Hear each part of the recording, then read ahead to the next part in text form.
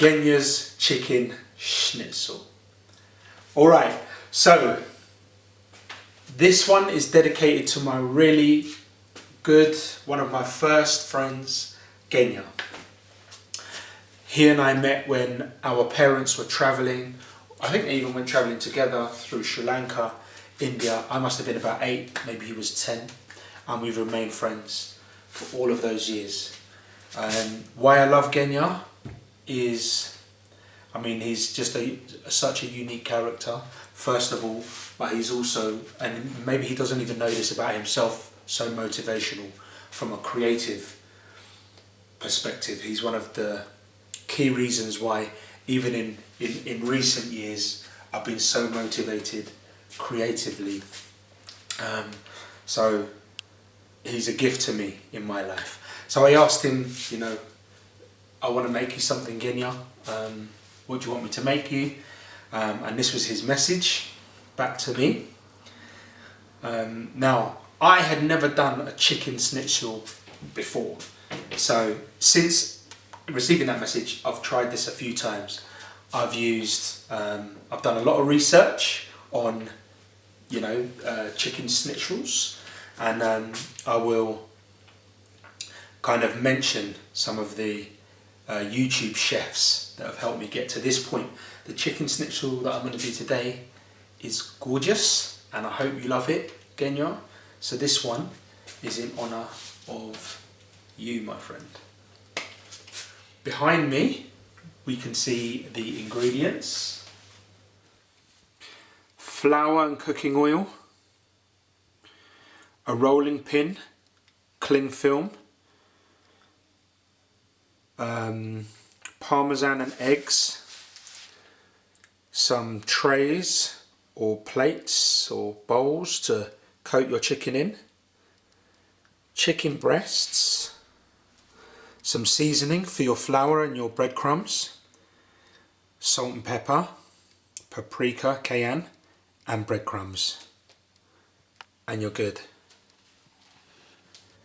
To make the chicken schnitzel, all you need to do, so you've got your chicken breasts, the first thing that you'll need to do is slice those down the middle carefully to make them half the width that they are, nice and thin. You then take each one of those, and between some cling film, now I've tried this with, you know, baking paper, I think that one person says do it with a cloth, whatever. I found that using cling film is the best way to do it, simply because you can kind of see what's going on in there. You need a rolling pin.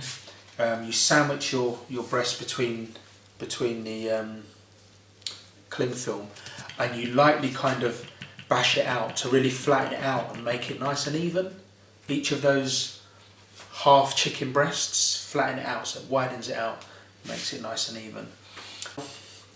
Once you've got your breasts there ready, flattened, I learned a really nice thing to do, is to actually salt them with flaky salt, all of them, and this is called dry brining.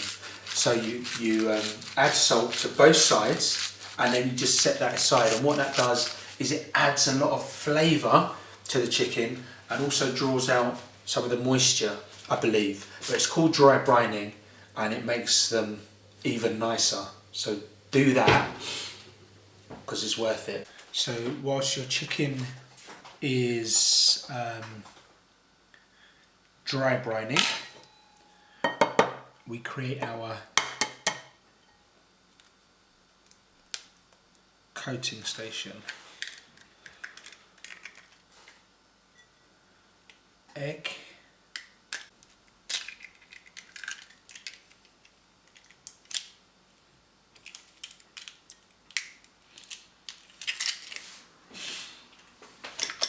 gently whip it.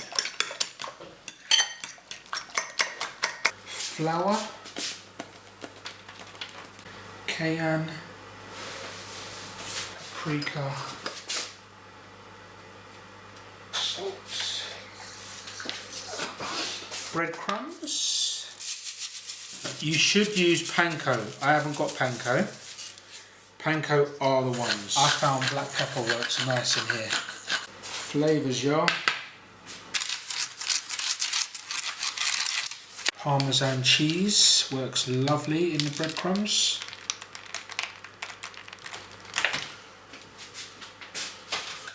So now what you do is you get your chicken and you dry off your chicken, kitchen towel, because the salt will have really drawn moisture out, so you'll see that. So you dry off your chicken, and now you start going through the coating stage. All right. So to coat, you lay one breast in the flour, turn it around, lay it in the flour the other side, shake off any excess on the flour. Here's another trick that I learned, Genya. You have a dry hand and a wet hand. All right. So whichever hands you like to use, but make sure you keep one dry and one wet. So so with your dry hand, as I say, you coat it with flour, and then you lightly drop it into the egg mixture. Now with your wet hand, you turn that over, make sure it's nicely coated with egg, and then you lightly drop that into your breadcrumb mixture. And then with your dry hand, you coat it with breadcrumbs. Pat it on. Make sure that that's nice. Set that aside. And the reason you've got dry hand and wet hand is otherwise you just end up with loads of gums on your hand from dipping it in egg, dipping it in breadcrumbs. So just one dry hand, one wet hand, nice and easy. You're now going to start heating up your oil. I've found that it's okay to turn them over as many times as you want. You don't want to overcook them. You don't want the crumbs to burn. You want them just nice and golden. Nice and golden. So give them 30 seconds. Turn them over. Give them another 30 seconds. Turn them over. Let them go for a bit. You know, just use your judgment. But when they're nice and golden, take them out. Let it drain. Go again. So, my friend, really simple. And the result is this. It's actually gorgeous. It's a little bit naughty, I'll be honest with you. It's like, not sure how healthy frying chicken is, but it is tasty and it just comes succulent and crunchy. And if you like schnitzel, then you know you will not be let down by this one, Genya. So thanks for introducing the schnitzel to the family favourites. It's already in the black book. I love you.